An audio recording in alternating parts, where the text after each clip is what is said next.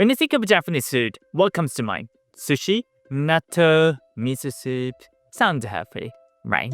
But what if I told you Japanese food might not be as healthy as you think? In fact, it could be quietly harming your health if you don't know the truth. Well, back in 2013, Japan's traditional food culture was registered as UNESCO Intangible Cultural Heritage. It was recognized not just as a cuisine, but as a cultural practice that varies seasonal changes, harmony with nature, and balanced nutrition. And it's true, right? Japan has one of the lowest obesity rates in the world. Like only around 4% of Japanese adults are obese compared to over 40% in the US. So it's natural to think Japanese food must be super healthy. Here's the thing. The problem isn't fat. It's not even carbs. It's salt. On average, Japanese people consume around 10 grams of salt per day. That's about twice the World Health Organization WHO recommended limit of 5 grams. So yes, Japanese food is low in fat, but it comes with a hidden risk: excessive salt intake. But why? Why does a health-conscious country like Japan, with such a balanced food culture, consume so much salt? Japanese really love salt? I don't think so. Right, interestingly, we need to look at Japan's history and climate. Before refrigerators existed in this world, salt was essential for preserving food. Japan is hot and humid, especially in summer, so food spoiled quickly. That is why pickling vegetables with salt became a common preservation method across the country. Take Mikusugi pickles for example. Just one pickled cucumber can contain over 5 grams of salt. Already exceeded WHO's daily recommendation. But it's like actually magic. Pickling increases the vitamin in vegetables. That's, amazing. But it also loads them with salt, unfortunately. Another example is umeboshi, or pickled crab. By pickling them in jars like this, they can last for years without refrigeration. But of course, what preserves them is salt. Just one umeboshi, about 10 grams, contains around 2 grams of salt. Have you ever noticed that Japanese bento boxes often have a single umeboshi placed on top of the rice? It's not just for decoration like, Japanese flag. It was a smart way to prevent rice from going bad in the summer heat because of umeboshi. But anyway, these are just side dishes eaten occasionally, so you might think they are harmless. But what about daily essentials like miso and soy sauce? These are also fermented foods originally made with high salt content to ensure long shelf life. But in fact, research shows is that reducing the salt content in soy sauce by more than 20% causes rapid microbial growth, making unsafe to store. If you have miso, just look at the miso in the fridge.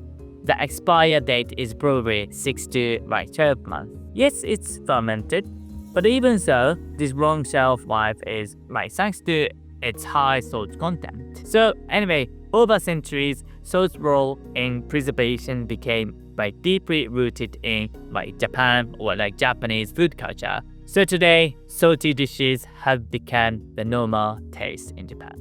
And one thing is, as people get older and their sense of taste weakens, they often end up using even more salt to feel satisfied. But I know people like you who are watching this video right now are basically foreigners, so you probably think you don't eat these kind of, let's say, pickled vegetable, umeboshi, something like that, right?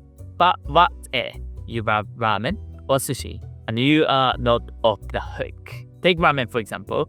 Have you ever noticed that the Japanese people often don't drink all the soup? I'd never done that, even in my home. It's for health reasons, of course. That's because just one bowl of ramen soup often contains 5 or 6 grams of salt, exceeding WHO's daily limit in a single meal. So since we are kids, we are told don't drink ramen soup. And then there is national food, sushi. But sushi rice is actually mixed with salt. The fish toppings are often salted to preserve them. And of course, we dip egg all in soy sauce, adding even more salt. For example, if you eat just like 3 plates, like 6 pieces of sushi with like tuna, sweet shrimp, and tamago, which is egg, you will consume about 2.3 grams of salt, almost half the recommended daily limit. And let's be honest, who eats only 3 plates of sushi when you go to a sushi restaurant in Japan? So now you understand the salt problem from Japanese food, but you don't know actually how this salt actually do to us. In Japan, about 43 million people have high blood pressure. That's roughly 1 in 2 adults. So common, it's called the national disease. High blood pressure is usually more common in low and middle income countries. So Japan's numbers are especially, notable, honestly. Well, my grandmother and my mother both have high blood pressure and they constantly monitor it. On top of that, while Japan's obesity rate is low, half of all Japanese people will develop cancer at some point, and 1 in 4 men will die from it. Well, Japan is known as a cancer country, unfortunately. Stomach cancer rate, for example, in particular, are over 5 times higher than in Western countries. Well, of course, there are many causes, but excessive salt intake is considered a major factor. And also, there's another hidden problem. Well, salty side dishes make you eat more rice. If I think about it, eating umeboshi alone is painfully salty. But with rice, it tastes just right and you end up eating more. I'm not sure if you are foreigners and don't eat Japanese food that much, you understand the thing. But anyway, the same goes for ramen in Japan.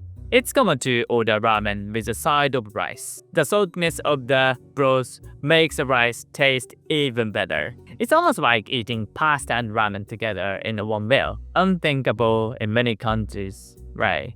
But normal in Japan. Well, this combination leads to high carb intake. You might think Japanese people don't need to worry because they are not obese, but actually many Japanese suffer from diabetes. Well, honestly, genetics play a role. Their high carb, high salt diet is also a major factor.